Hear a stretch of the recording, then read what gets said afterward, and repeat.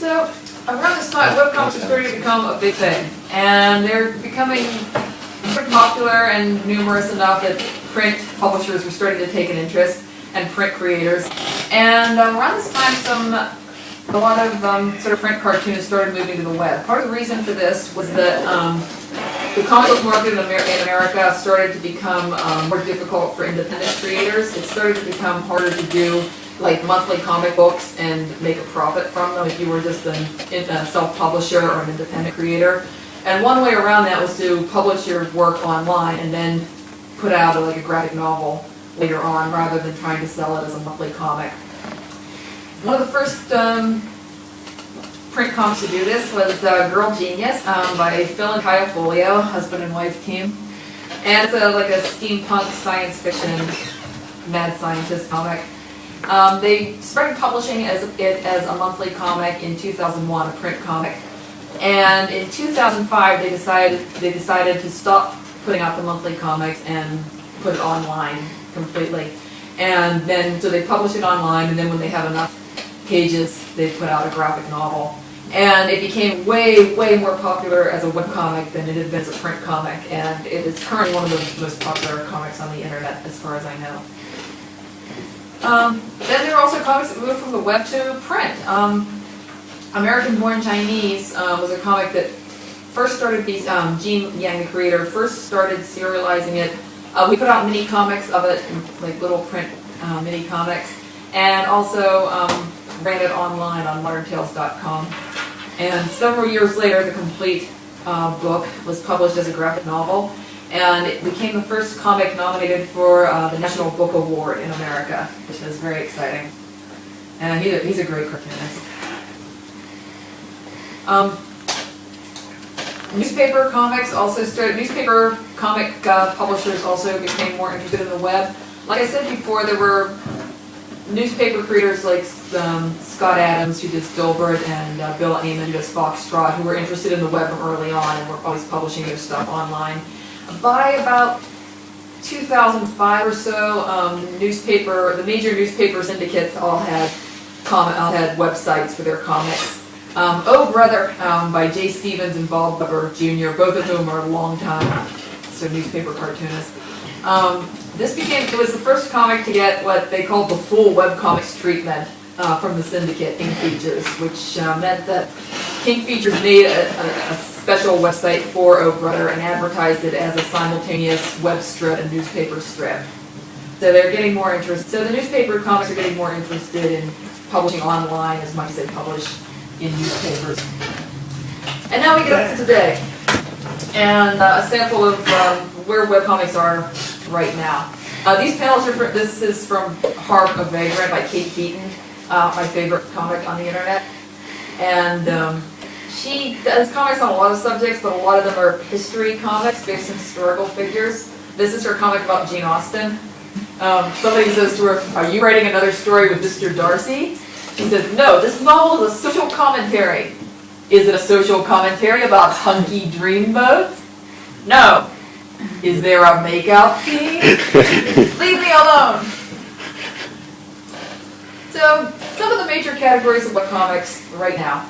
There's a lot of webcomics aimed at various special interests. Now, as we saw in the past, there were always been a lot of comics about computer gaming. And it seemed like a lot like video gaming. And it seemed for a long time that video gaming was like the major genre of webcomics. But I think it's more that video gaming is a particular special interest that attracts people online. And it's really just part of a larger phenomenon of comics that appeal to special interests being popular online. So now people have found webcomics for like all sorts of interests. Unshelved is a comic about librarians, and it became enormously popular because it's the only comic that's about librarians and has like librarian humor. So it's popular with people who work in libraries, bookstores, people who are surrounding themselves with books. You can see this guy's working at the front desk at the library, and someone calls and says, "Hi, do you have the Blue Book?" "Sure, used auto prices, right?" I should probably explain Blue Book is the name for the book that has like car prices. Anyway. "No, the Blue Book. It's blue." "Okay, you're looking for a blue book. Can you be more specific?" And then he says, "And it turns out the pages are white." You still shouldn't have told her it closed until 2006. So, it's all about the problems that face librarians. And that seems like a very specific interest, but it's very popular with librarians. Because there are no other comics for them. Peter Hopper is the longest running comic about movies. There are other comics out there that are basically about movie criticism and talking about popular movies. This one's about Twilight. And of course, inevitably, there are comics that are about comics. Comic Critics by Brandon Hanby and John Whitmore is about the comics industry. It's mostly about talking about comic books. This is the characters going to the Alternative Press Expo in San Francisco and checking out the alternative comics. Yeah, I actually know these guys. Let's keep in mind. Anyway.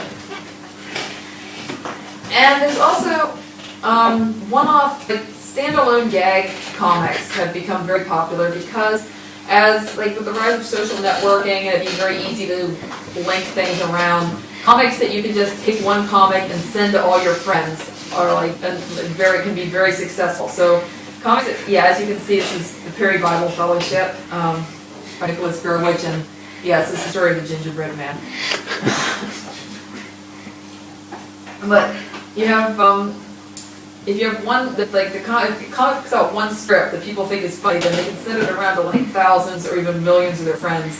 So comics that have good standalone gags can become enormously popular online nowadays. This is another one. This is Cyanide and Happiness. Yeah, I knew this one. Yeah, I won't read the whole thing, but this guy says, "Damn, dude, you're coughing up blood. I'll call 911." He says, "No, don't worry. It's not my blood." And they're all the strips are standalone gags like that. Then you've started to get more webcomics for kids as well. People have started to show more interest in doing webcomics for different age groups. So it's not all swearing and humor about gingerbread penises. This is a strip called Little D, which is about a little girl that lives with some animals, and it's by Chris Baldwin, who previously did the strip Bruno, which we had up earlier. And it's just, it's a 4-panel newspaper strip. Excuse me, but there's 10 panel minutes to go. Oh, sorry, okay, I better hurry up then. Then there are also comics by kids. This is a comic called Axe Cop. The artist, Ethan Nicole, happens to have a much younger brother who is 5 years old. So his brother, his little brother tells him stories and then he draws the stories as comics.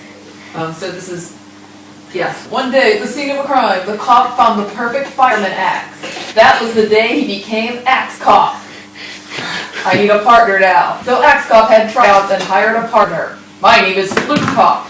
Sign up here. We have a gang of dinosaurs to kill. And it's just stories that a 5-year-old tells. Comics based on clip art and collage. Again, you don't need to be able to draw to do webcomics. Dinosaur Comics, one of the most popular comics on the internet. It has not only is it clip art, it's exactly the same art in every strip, only the dialogue changes. Wonder Mark is by David Malky, is done, as you can see, with sort of old-fashioned clip art that he makes into collages. And also, you can be able to draw, but not very much. There's a lot of stick figure comics that are very popular. XKCD might be the most popular comic on the internet. It's kind of hard to judge. I mean, Penny Arcade is really huge too, but this gets sent around a lot. This is pretty typical XKCD. Also, you can even use stick figures to tell serious, like more elaborate stories. Order of the Stick is an ongoing fantasy adventure humor comic. Again, told entirely with stick figures. And so, in recent years, social media networks have sort of, Twitter and Facebook and stuff have changed the way that webcomics are distributed. And yes, the future of webcomics, might not even be on the web. People are moving off onto, other formats. One example is, Kate Beaton, again. Her comic originally she posted it on LiveJournal. And, so she originally did not have a website for it. She just drew comics and then posted them on her LiveJournal. As it started to become more popular, she created a website for it, and it's now available on LiveJournal. I think she's got a Twitter feed, or you can go to her website to read it. So there are a lot of ways to get her comic. even argue. You can even argue that many popular internet memes are comics, since they frequently involve combining images and text. This was a recent meme, hipster Ariel. Obviously, you take Ariel from The Little Mermaid, you put glasses on her, and you have her say something like very hip.